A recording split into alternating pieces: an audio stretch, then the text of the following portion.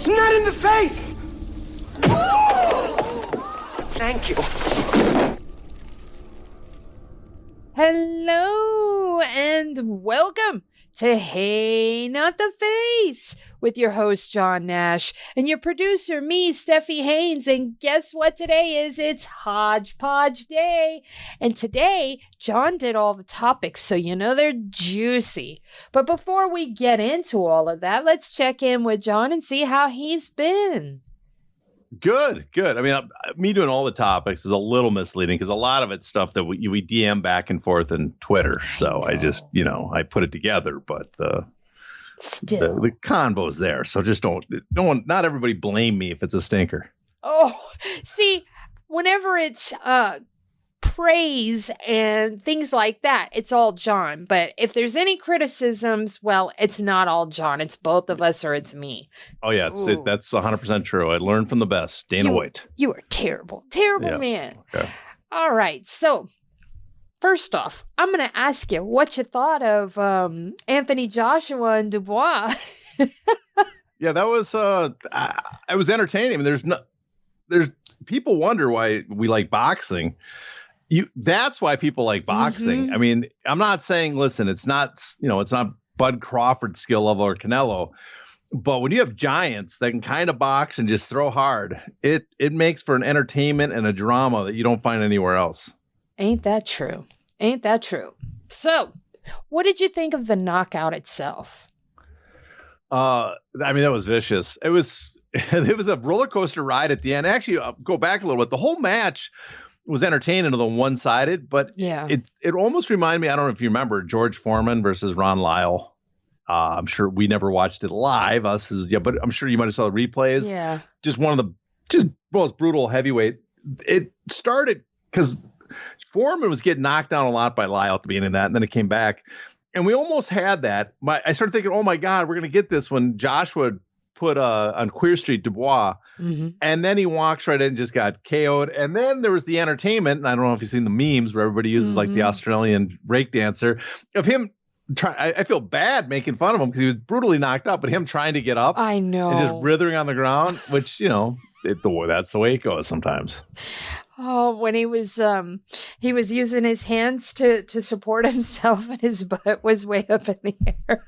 Yeah, that was, and the other bad thing is you have front row, you have all these people I recognize, and of course Connor is so animated, and he's not even hiding it anymore. He might not be eating a donut, but it just looks obvious what's going on over there. Not a powdered donut, but he is so distracting in the background. Because he won't sit still. He won't even act. He doesn't even get excited like normal people where they just stand up. He is pantomiming and everything. And so you got that in the background. Joshua KO'd and poor Fury just crying out his eyes in the corner.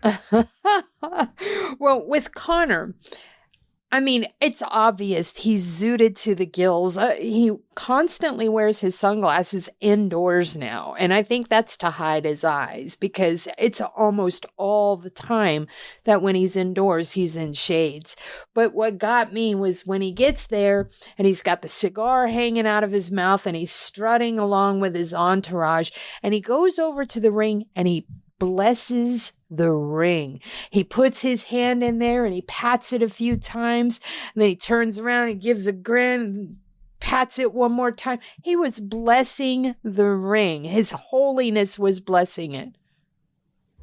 Okay, I'm happy I missed that because I didn't see that part. Yeah, it was when he first got there. I will say, just as defense against any potential lawsuits, allegedly, he's using substances. Sure. I can't say for sure he is, but if I had to write up a character that was behaving in a way that says he was doing a lot of drugs, I think I would write him to behave like Conor McGregor. Let's put it that way. And then he's beyond animated. Like he's coaching them. He's shouting instructions. He's telling what he would do. It is absolutely bonkers. He is a caricature of a caricature. He is just wild. Out there. Bing, bang, boom. But anyways, how do you think this thing did financially? Because, my God, they had 95,000 people in that arena. Well, I mean, it obviously generated a lot of revenue in the UK. It's a lot of pay-per-views. I don't know what the pay-per-view buy rate is, but it supposedly did very well. $96,000. The gate, it's not like an American gate because they don't charge nearly as much, but you imagine it's approaching the $20 million mark. So still a large gate, sponsorship through the roof.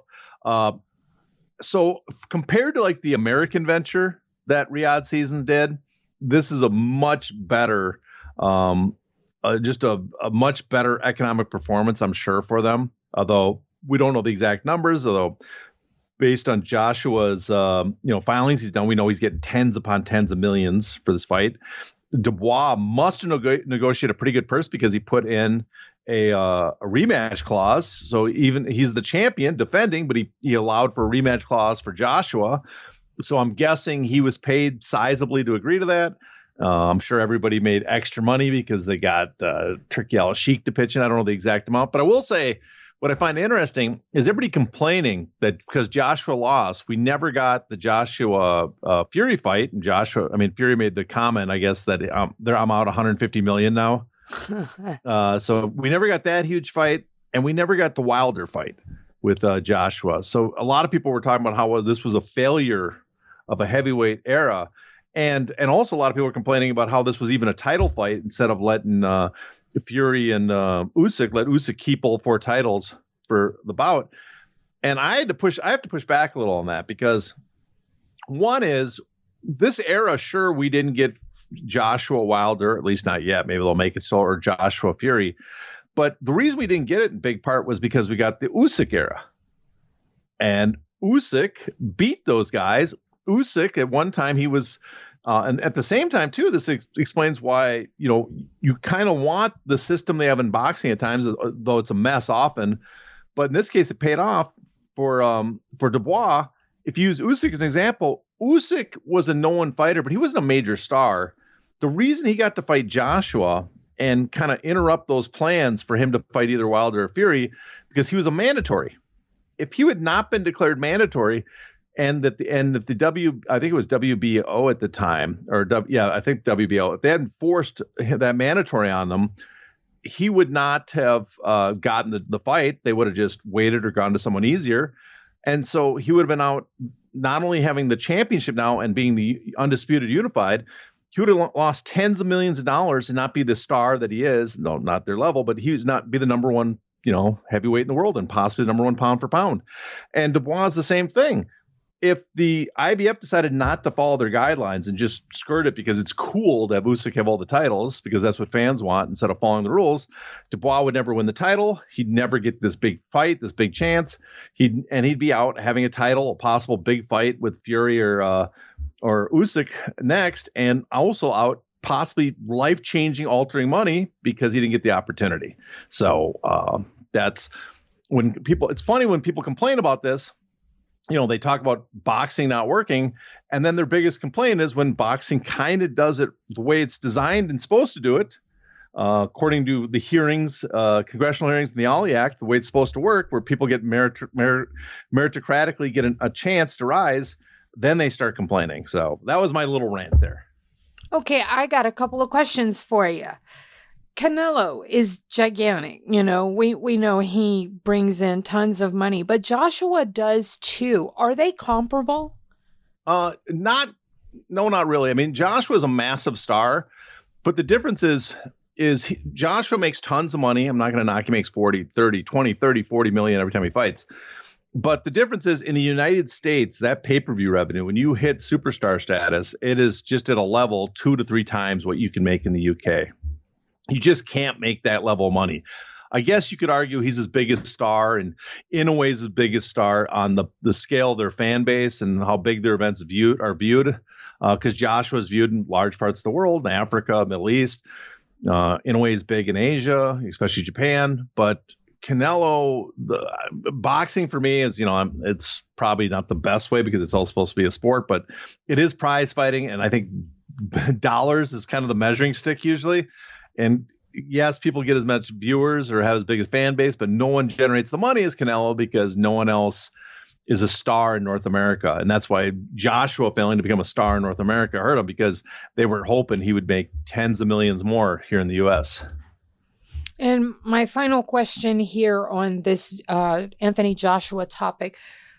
what are his prospects looking like now, in your opinion? What kind of money fights are out there? Because you have Fury saying, $150 million out the window. Deontay Wilder, I mean, he's washed. Francis has a fight coming up, and does he really want a rematch with somebody that he absolutely destroyed? So what are his options? What's his future look like? Well, he has a rematch clause. Apparently, he's going to exercise to fight Dubois again. Right, I don't know but aside from that. Well, I think from aside that, he should quit because I got a feeling he get knocked out again. I mean, he could do better against him, but the way he reacts to getting hit now, I don't think he has I'm not going to say he's not a quitter. I mean, he was in there to the end, right? Mm-hmm. But he doesn't recover fast. And that's not anything about being a quitter or anything. That's just, you don't recover. You're taking concussion damage and not recovering. I don't know how you fix that. And so I think he wants to fight Dubois again. He'll get a big, healthy purse, not as much as this, probably. The other possibility, though, if he sits out a little bit, maybe Fury loses Usyk, you can then do the Fury fight. The other possibility is Wilder has one fight left on his contract with the Riyadh season. Maybe they talk to him and say, hey, instead of taking the chances with Bois, let's put you against Wilder. We feel more confident that as much as Wilder could punch hard, we feel he's more shot now than you are. So let's take on Wilder. And because we have contracts with Riyadh season, we can make a lot of money on this. I think those are the possibilities. With him, it seems to me like he was in there ultra confident, and he has confidence in his chin that he should not have, because he's been dropped several times. And it always seems to shock him when he gets hurt. Like, oh my God, what just happened? So I'm kind of on the same wavelength you are in thinking that he should probably retire, because boy, his chin has, I mean, even Robert Helenius managed to get a really good shot in on him that made him wobbly-legged. If Robert Helenius is doing that, there's a problem. Well, I think part of he's kind of confident because he's only been knocked out twice. He was only Andy Ruiz, the only guy that knocked him out before. But we've seen fights where he's on roller skates several times, and that's but I wonder if it gone to his head, like I'm thinking he has a tougher chin than he really does. I mean, the other thing is, he's made a ton of money. I'm guessing they probably can make a little bit more, but there's a point where you got to realize the damage. That you just can't compete and take hits. He's made a ton. He's been a massive star in the UK specifically. I mean, what more do you really need to do if you want to have a fight for who's been the best British heavyweight during their era, him and Fury makes some sense, but that's the only one if you can't compete for the title. All right. Well, let's move on to our next topic. There were some recent filings for the antitrust case. So what updates do you have for us there? Well, it's nothing super major, but this is for the Johnson et al. V. Zuffa case. And what that is that I should point out is that the Johnson is a separate case. So the case everybody's been paying attention to is the Lee v. Zuffa case. But remember, the Johnson was settled as part of the Lee case.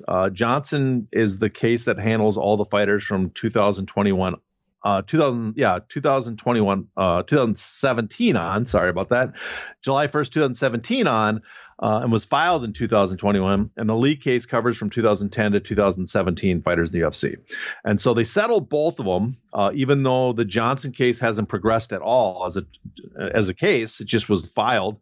And then the judge turned down the settlement in part because of that. He doesn't think the two cases belong together. And so Lee now is headed to trial and Johnson is moving forward as a case. So both sides have submitted their calendar schedule of what they want to see how the case progresses. But no surprise, both have different dates in mind. Both have a different schedule, basically, of how it should progress. And as you look at it, I tweeted it, so people want to look, they can go find it. I tweeted the calendar. If you look at the Zuffa calendar, not surprising, takes longer before it would possibly get to a trial. So that's the big update. So if you are someone interested in what's going to be the next steps in the case, I would recommend you go to my Twitter account. You will see it there. And then you can look at it and see if you approve with the calendar they put forward. All right. Now, we had some debates regarding fighter pay on Twitter. Now, first off, there was Luke Thomas and Mike Bisping. So I'm going to read Luke Thomas's tweet, and then I'll read Mike Bisping's tweet, and we'll have you weigh in on that one first, and then we'll go to the next one. So let me read this to you. Luke Thomas said, "To access the bonus content of this episode, you must be a paid subscriber. To do that, go to heynottheface.substack.com and subscribe today."